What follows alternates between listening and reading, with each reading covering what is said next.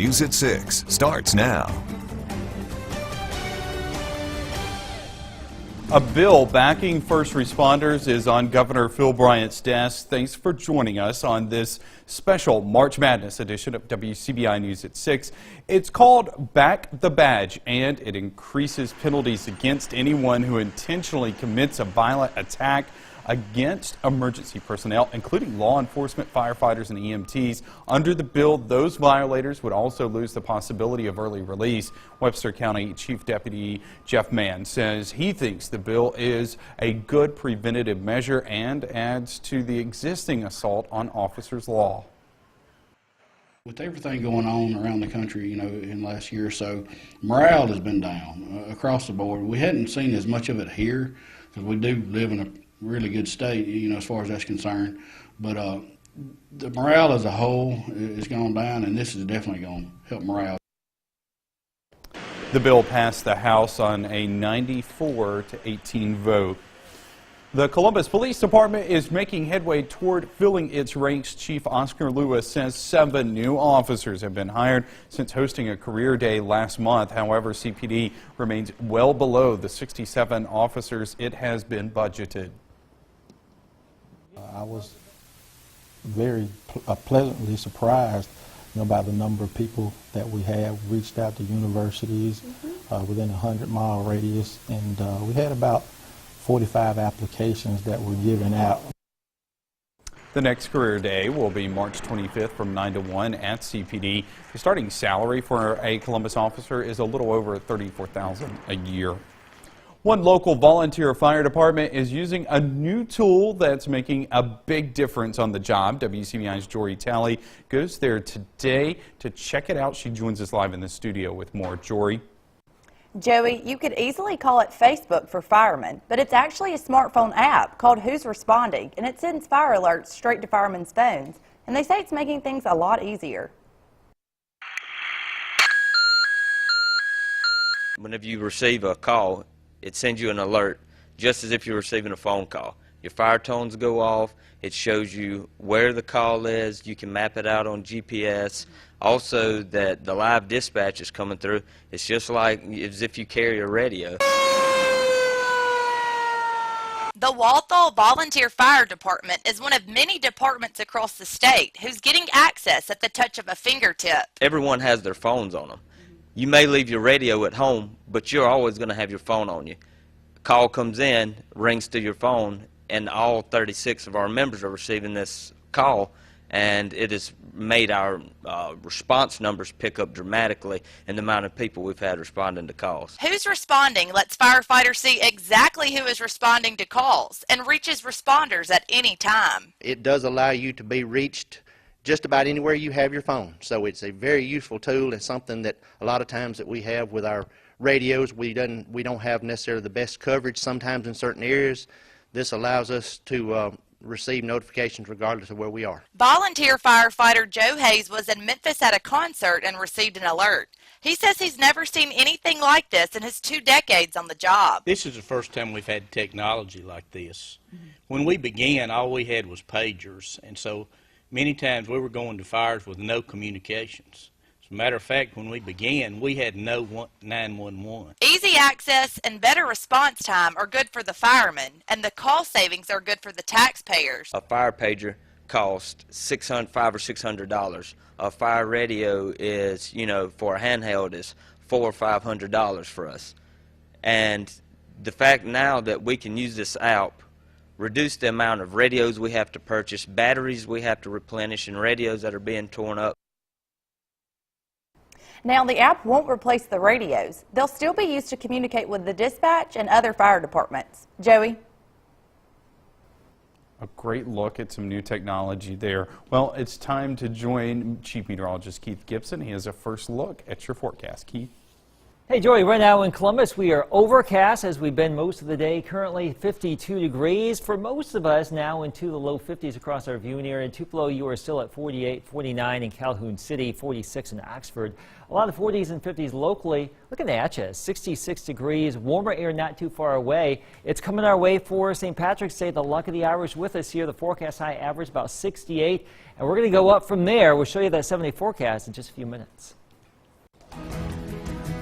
Breaking news tonight out of Alabama. A sad ending to a missing persons case from Pickens County. Christy Cook was found in a home near McCalla, Alabama.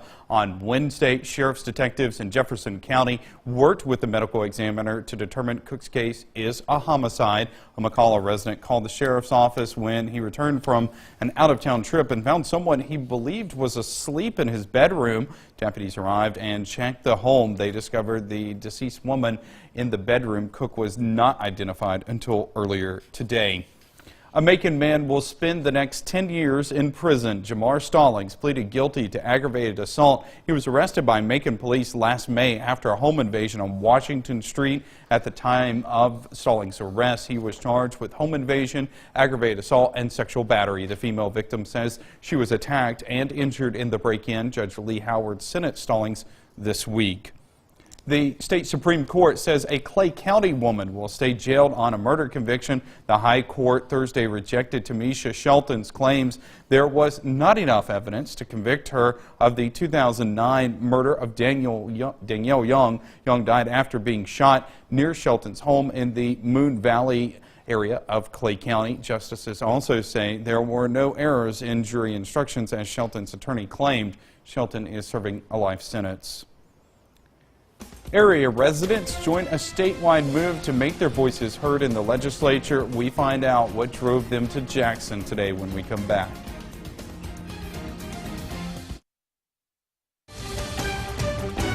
You're watching WCBI's News at 6 with Joey Barnes. Welcome back, everyone. Hundreds of people take some time out from spring break for a government lesson. People from across the state met today to have their voices heard in the education funding discussions in Jackson. Around 25 parents, students, and concerned citizens boarded buses in Starkville early this morning to join the rally and hopefully meet with lawmakers. The process has not been transparent thus far, and so we're going down to let the legislators know that we want a seat at the table. We want to be a part of the discussion. We don't want this rushed. The statewide rally is called A Seat at the Table. Legislators are considering bills that would rewrite the state's education funding formula. Many people have been raising concerns that the public has not been involved enough in that process. A partnership school between Mississippi State and the Starkville-Oktibbeha Consolidated School District takes a significant step forward today. The Institutions of Higher Learning Board approves the lease of 32 acres to the school district. Plans for the partnership school were announced in January 2015. About 900 6th and 7th graders will attend class once the facility is built. Initially, planners called for a 43-acre site near the main entrance to MSU's campus on Highway 182. This is the first significant update on the project in over a year. Funding for the school is still being sought. There are over 1,800 daycares in the state of Alabama. A recent article states that about half of the state's daycares are uninspected and do not meet or have to meet state regulations. WCBI's Selena Schaefer visits an area daycare in Millport and sees just how they are staying up to par on state standards and how to select the best one for your child. She joins us live in the studio with more. Selena? Joey, the days of stay-at-home parenting are fading fast. In fact, nearly 1 out of 4 children under the age of 5 goes to daycare. The tricky part is finding out which daycare is the best.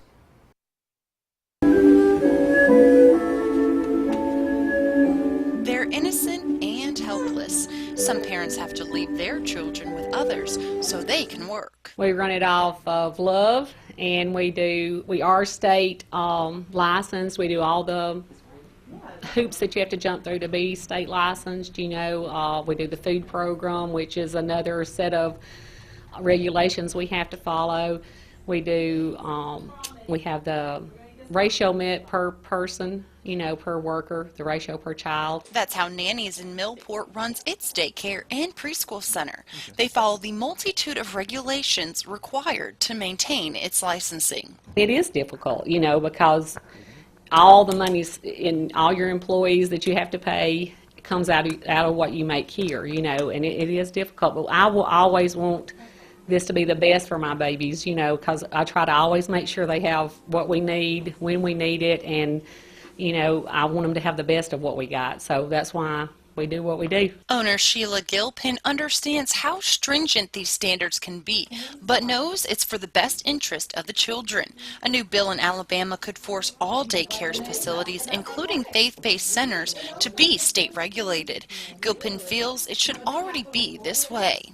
It's kind of sad because I feel like if we have to be fingerprinted and we have to go through physicals and we have to go through training, you know, and we're all doing the same job, then we all should have to follow the same guideline because they're all somebody's babies, you know, and we all ought to be on the same page. She understands it can be expensive for parents, but says you can't put a dollar figure on the safety and security of your children. Whatever the price is, whether it's $50 per child or whether, like with me, with infants, it's $105.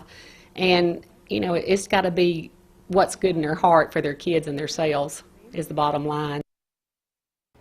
Now, Gilpin says that when looking for a daycare center, the top things to look at are that it's clean and that the workers are nurturing.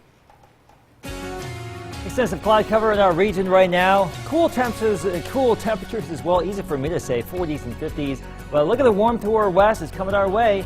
That 7-day forecast is next.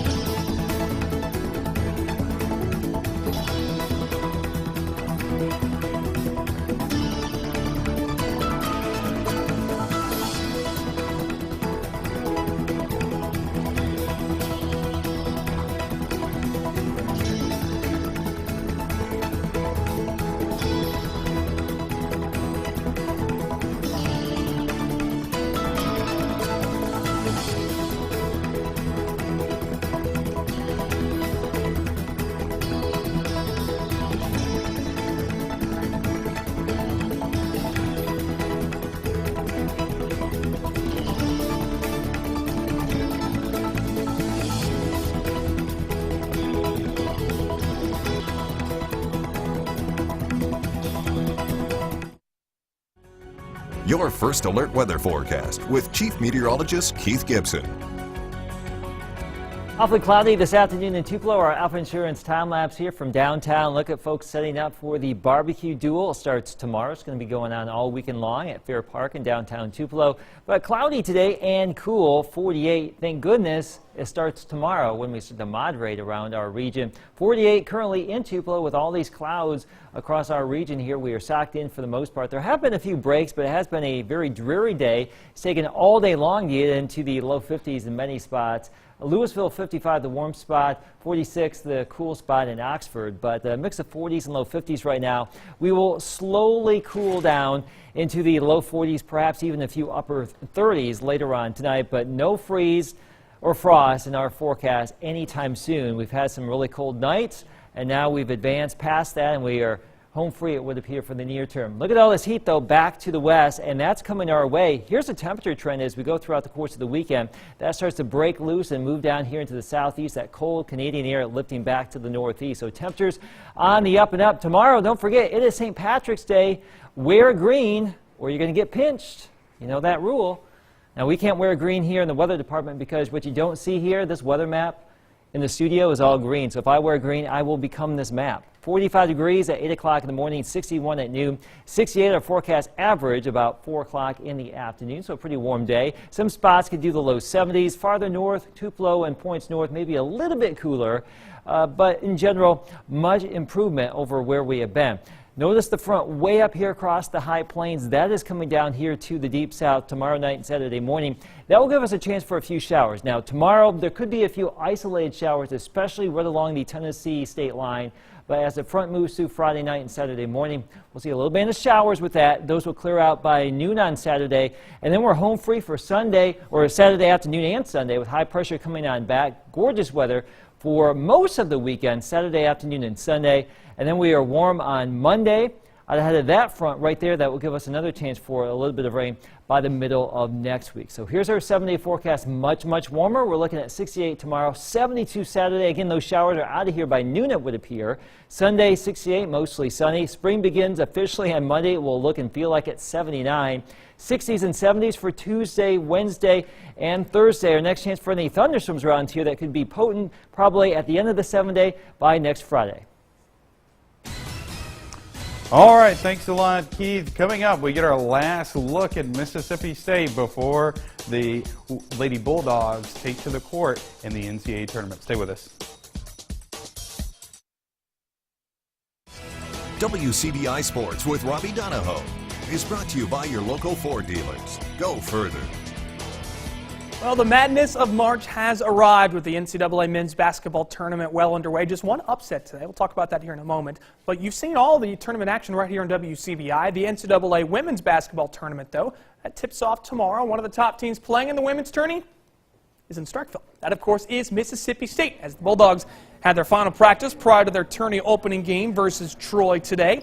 Hail State Hoops is a 2 seed going into this year's tournament, their highest seed in school history. It has been a history-making year for head coach Vic Schaefer and MSU, but the thing that is driving the Bulldogs while practicing and preparing at home as they get another shot after their poor performance in the regular season versus Tennessee.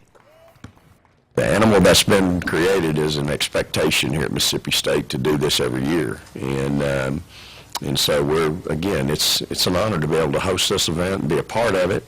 And we're certainly excited about it. And I think our kids have, they're not too wrapped up in it. I would say our kids are excited to have a chance to play in front of their home crowd because of what happened the last time they played in front of our home crowd.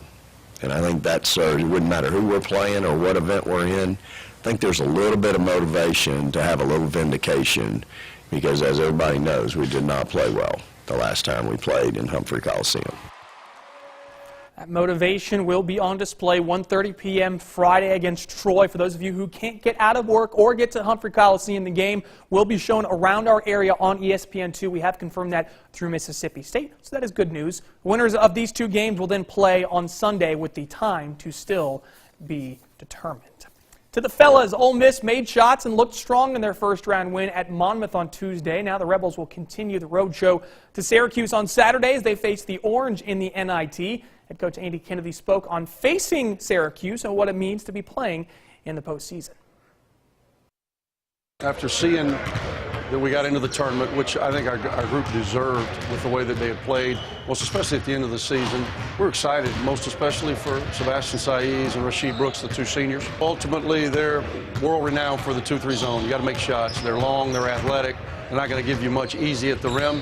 The zone is going to provide opportunities for us to make shots, and ironically enough, when we make shots, we're a quality team, so that's what we'll have to do Saturday.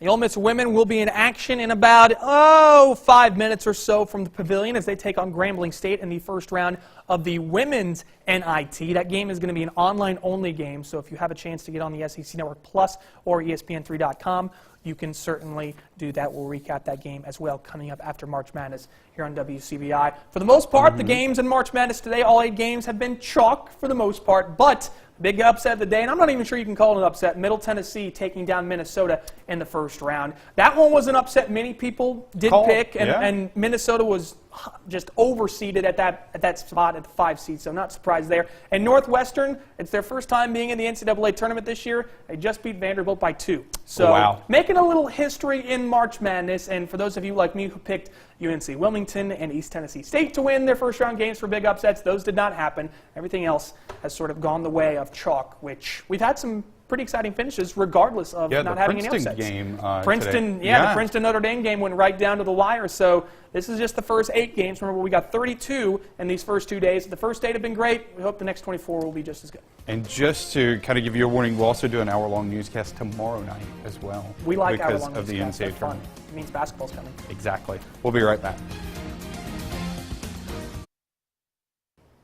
Coming up tonight after the games, it's NCAA tournament season on the ladies' side as well, and one of the teams in the hunt for a national title is the Mississippi State Bulldogs. We take a look at what being a tournament host site can mean for the bottom lines of local businesses.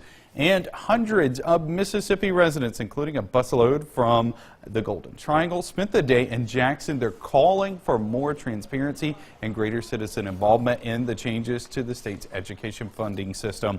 Also in Jackson, lawmakers passed a measure increasing penalties against people who target law enforcement officers, firefighters, and EMTs. That bill awaits the governor's signature to become law, and area residents are also backing the badge as they rally to help raise money for the daughter of a Columbus police officer. Kinsley Brewer faces a life-threatening illness. We'll have more on how people are coming together to help them out. We'll have these stories and more tonight after the games. Have a great night, everyone.